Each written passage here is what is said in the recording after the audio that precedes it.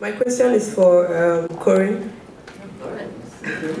Actually, I would like to start first by saying that I appreciate what Alliance wants to do, the objectives, the activities, they are commendable.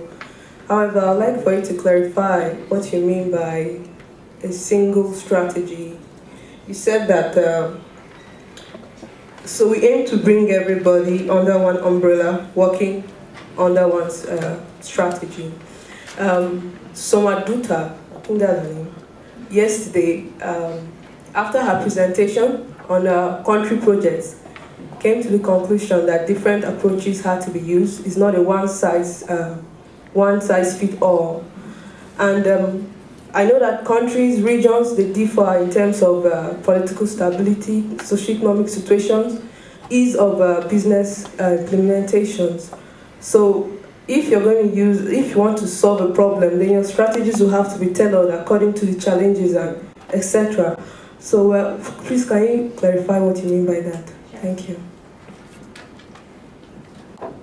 Sure. So I think that by operating under one strategy, what I mean is that we should be coordinated around similar priorities. So that would not mean that we go and apply the strategies to bringing clean cook stoves in India to Mali, but that the same kinds of priorities are looked at. So the Alliance has a commitment to empowering women, and we have certain things that we would want to look at in order to do that. The Alliance has a commitment to reducing the health impacts, and we have certain strategies like testing the stove, using the standards as a tool that we would want people to apply in their strategies, in their country-specific strategies. So by no means do we mean that there is one strategy. Again, we're technology and fuel neutral. We're open to all different kinds of technologies and fuels. But again, we want to empower women along the value chain. We want to make health impacts. We want to reduce black carbon. And those are the kinds of things that we want to focus on together, but then have very specific criteria for country-specific and even differences at community levels, etc. So if you read the Igniting Change report, you'll see that it's a very broad strategy. It's not a specific mandate for certain stoves or interventions. The lady in white, I'm so sorry, I don't know your name. Could you please introduce yourself? I am Lucy Redebi from Lesotho. Yeah, thank you very much. I have a short question to Carrie Thompson. Yes. I think I heard you say that you wait to hear from your partners, about the gender mainstreaming, in their areas. I don't know whether I didn't hear you say that maybe NORAD has the guidelines to say how you wish to see the mainstreaming being done in the different agencies, embassies or countries. I hope I just didn't miss that. And if maybe NORAD doesn't have the guidelines, don't you think you would maybe consider having them, and probably that would expedite the process of gender mainstreaming in a way? Thank you. Yeah, thank you. Definitely, we don't have any guidelines for we have our tools for how to build sustainable projects and programs. And gender is part of that. We don't have any specific guidelines for our partners on how to mainstream their programs and institutions, but maybe that is something to consider, definitely. What I meant was that when we respond with assistance from NORAD to our embassies, it is based on a request from them and their partner institutions in the respective countries. We don't go there and push for gender to be integrated where there is no request.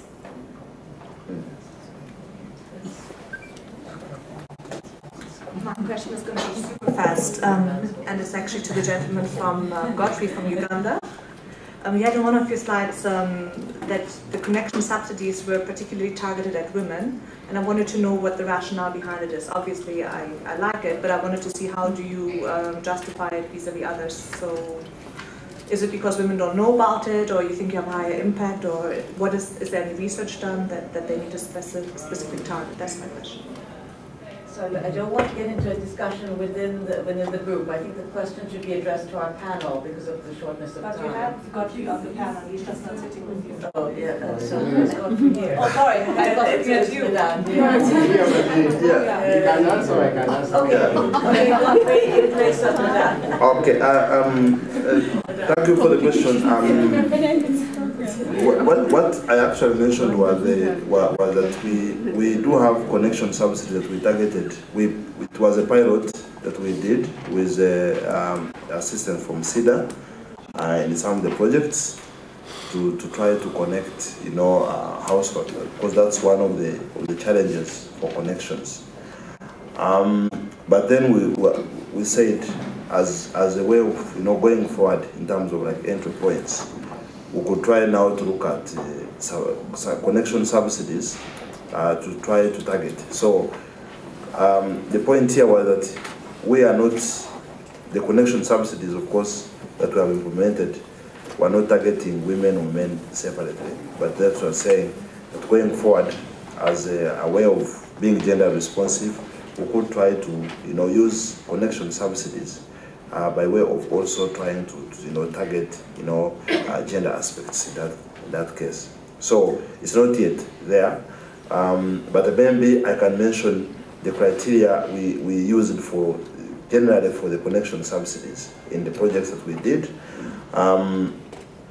What we did was first of all, for transparency purposes, this subsidy was available on first come first served basis. Because we noticed this way was the first stage connection subsidy, which is embedded in the design of the project, and therefore the customers are connected during the construction, at commissioning or immediately thereafter.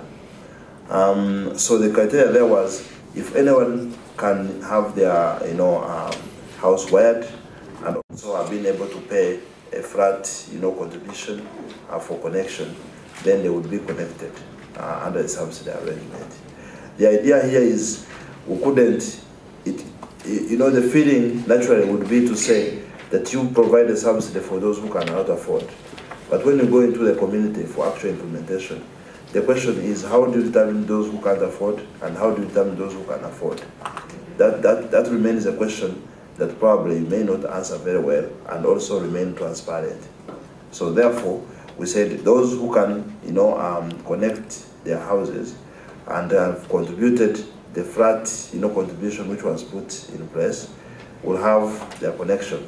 And as I would mention, we had a potential, in one of the projects, we had anticipated 700 connections in the first year, and therefore we said, okay, let us provide for subsidies for 500 customers. But these subsidies were exhausted within the first 3 months, which really showed us that the issue of subsidy can actually enhance connections. Thank you. I'm going to take one more question from Francisco, because I think we need to hear a man's voice in this room as well.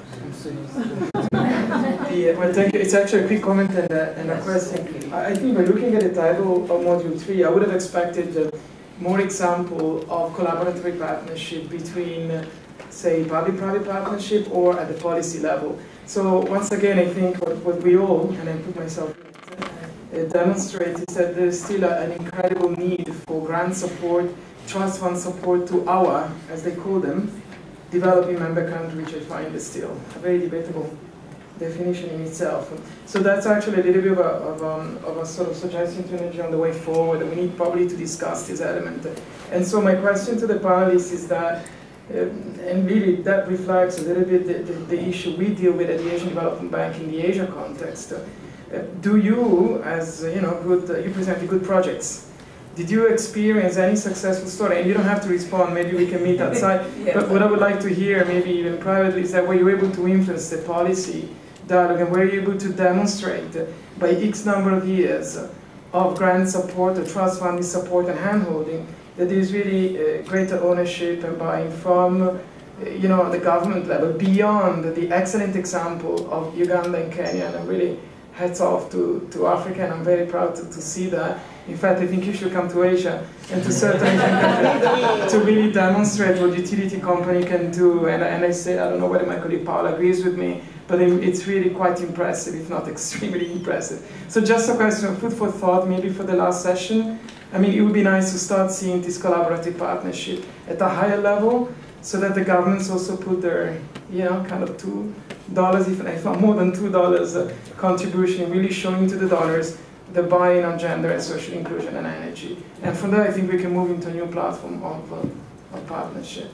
Thank you very much for that excellent comment, which actually I personally agree with very much. I think what's come out is we've learned a lot about what's going on within the countries at grassroots level, within various rural and energy institutions, but somehow I feel there's still a gap with the policy arena, and Justin also mentioned that in his statement. And I think as a group in ENERGIA, we should spend some time in the next 2-3 days that we're together to look at that gap and see how we can bridge it.